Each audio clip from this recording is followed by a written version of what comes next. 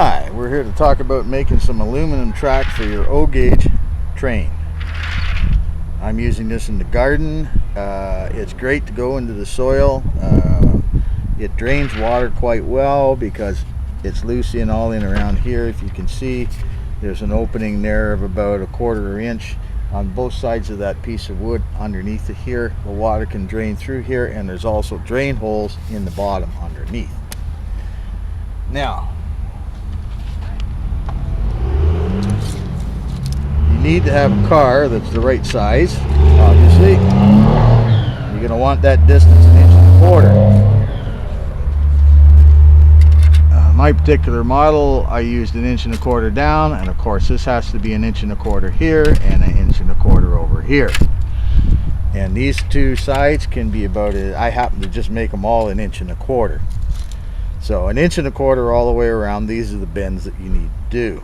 This piece in here all the way along, you will see it looks just like this piece here. Okay, and this piece here is the center rib out of your aluminum soffit, and that's Gentech that we're using. It has the right profiles to be small enough. Some are much wider here and harder to get into this slot. You simply put that on your aluminum brake, cut down both sides, leaving about just about 1/8 inch there on the side, as you can see down here, like that. And you can do that, you see, and straighten it back out again. It's not too bad that way. Okay, so after you're done, you want to have that like that. These two pieces of wood are 1x2 strapping. They're just from the lumber yard, the same as that. The wood that I've used underneath here is about 7/8 by 7/8. I just happen to have a box full of that dimension. We use it for kindling most of the time, but it comes from my wife's workplace where she makes cabinets.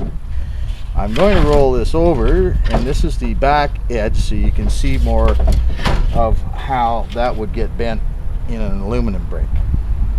Okay, down in across here are the screws that hold the wood in. On the side here, these are adjusting screws. You can move those in and out, which allows you to do this to get your gauge correct on the track.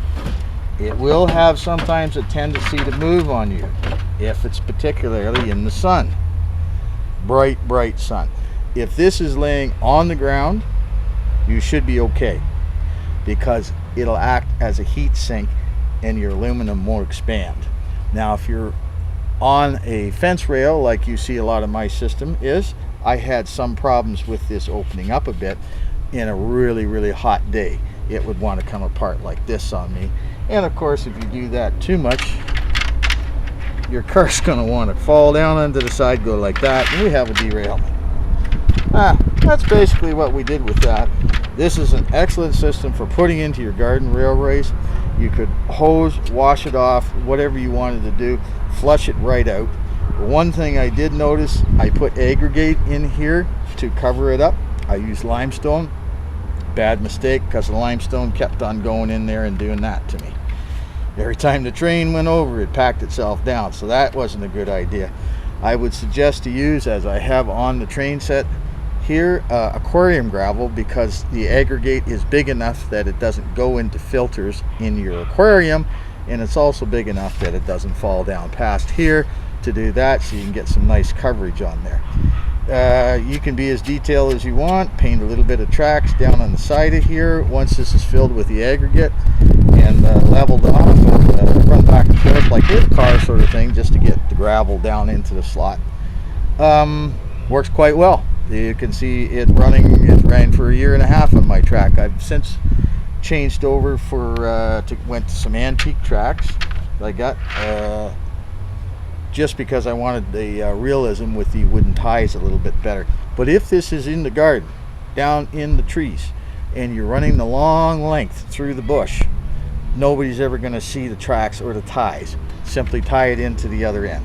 I did that quite simply by cutting these a little bit different on the ends, and the track simply slid in there, and I took a pair of staple pliers and crimped it down around there like that, and it went right around the rails.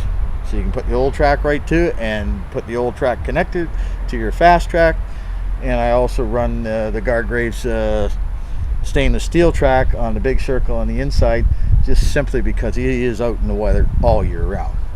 The aluminum track I covered because the birds love to sit on the fence where I have it and poo in it. That wasn't very nice of them, but that's what happened. Okay, thank you very much. I hope this is of some help.